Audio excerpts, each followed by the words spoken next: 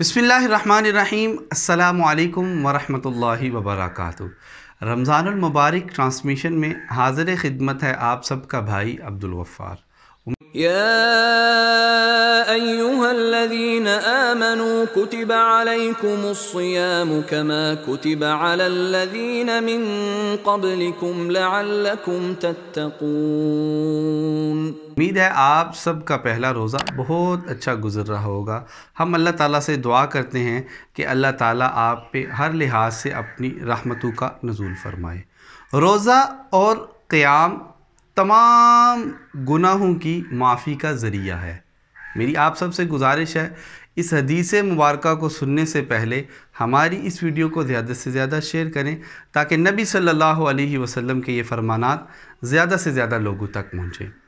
इस हवाले से नबी सल्लल्लाहु अलैहि वसल्लम की दो अहादीस हैं और ये अहादीस सही बुखारी और सही मुस्लिम के अंदर हैं।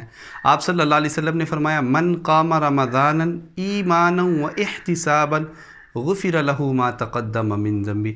जिसने ईमान की हालत में और एहतिसाब की नीयत से यानी कि इखलास के साथ रमज़ानुल मुबारक के रोज़े रखे, यानी कि रकम रमज़ान से लेकर 30 रमज़ान तक अगर वो सारे रोज़े रखता है तो आप सल्लल्लाहु अलैहि वसल्लम ने फरमाया अल्लाह ताला उसके गुज़िश्ता सारे गुनाहों को माफ़ फरमा देते हैं।